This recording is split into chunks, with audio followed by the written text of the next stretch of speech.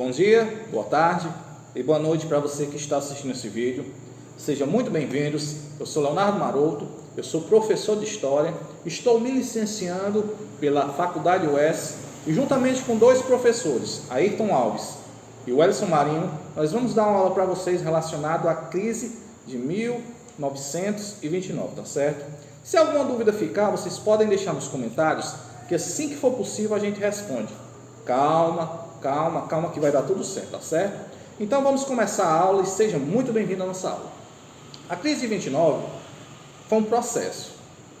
Ela não aconteceu da noite para o dia. Então, se for um processo, ele teve meio, teve começo e teve fim, tá certo? Então, eu quero falar para vocês que quem viveu essa crise, elas sofreram muito. Muitas pessoas perderam seu dinheiro, muitas pessoas perderam suas casas e muitas pessoas perderam sua vida. Então, para fazer uma relação que você possa compreender, eu fiquei buscando uma melhor forma de te explicar esse processo. E eu achei. Vou falar sobre o namoro. Como, Léo Maroto? Como o namoro pode ser relacionado a esse processo? Muito simples. Eu quero que você pegue papel e caneta e comece a anotar o que eu vou te dizer. Porque o namoro ele também é um processo antes, durante e depois. Então vamos lá, os 5 passos do namoro. Primeiro, a galera sabe que é o fica. Segundo, o pedido de namoro. Terceiro, o pós-namoro.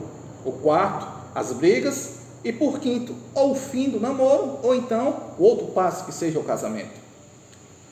Então vamos começar. O fica.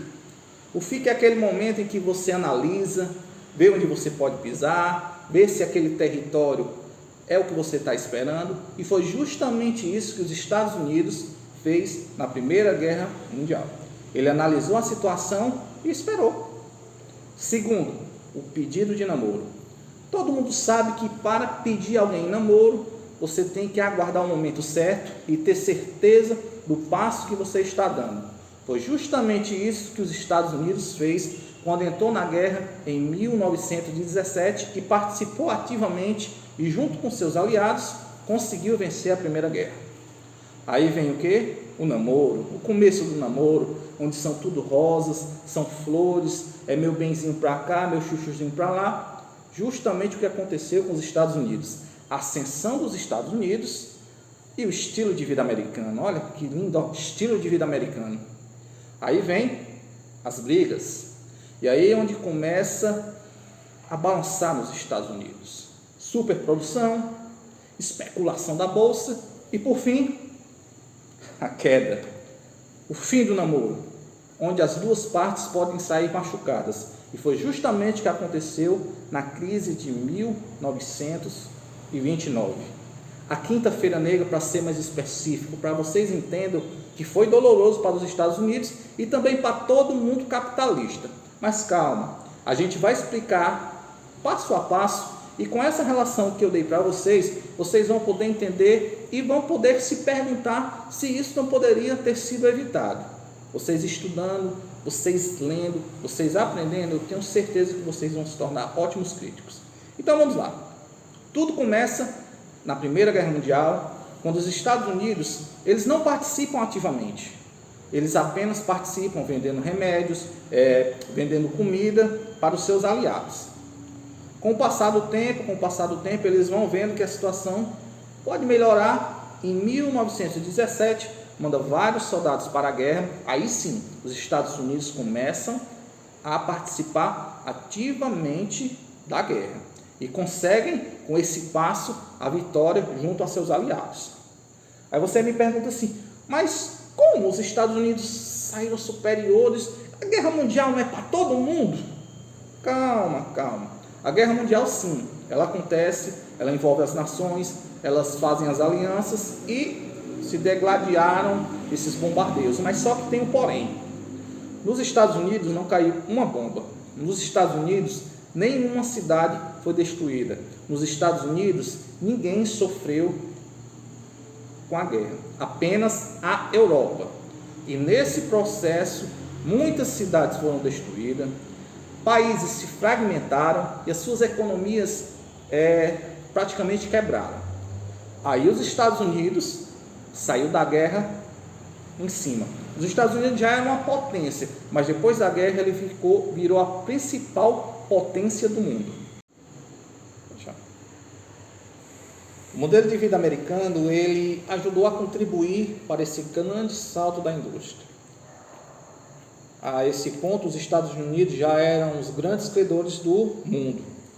Eles emprestavam dinheiro para toda a Europa, eles vendiam comida, vendiam remédio, sua tecnologia já estava avançando, e foi com essa grande, digamos, ascensão que nasceu esse estilo de vida americano. Como? Com essa grande procura, a lei da procura e da oferta, as fábricas começaram a produzir mais, e nessa produção começaram a baixar os preços de custo, ficando acessível à população. Não só os patrões ganhavam, mas também os funcionários recebiam bonificações. E com essas bonificações eles poderiam ter um estilo de vida melhor. E como eu disse, na década de 20 a tecnologia começou a avançar e as mulheres da época conseguiam comprar eletrodomésticos, eletrônicos naquele tempo, que ajudavam a fazer os serviços da casa. Ficava mais fácil. Uma vida melhor, um estilo de vida melhor.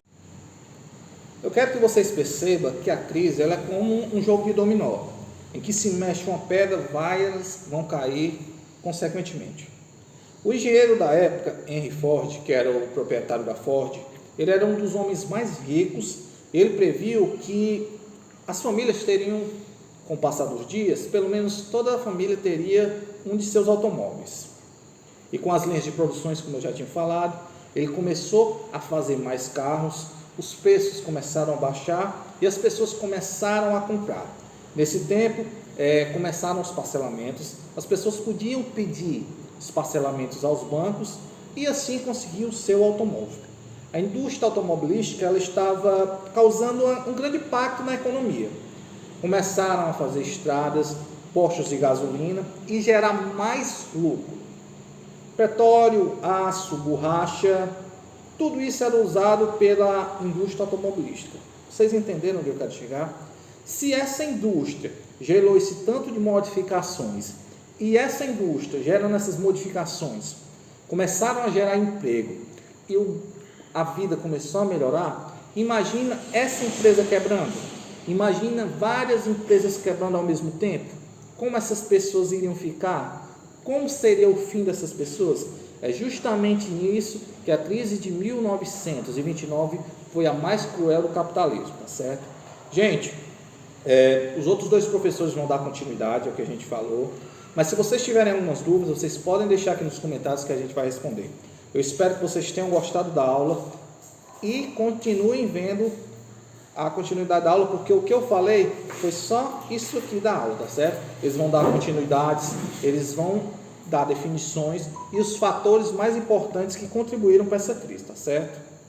Tchau.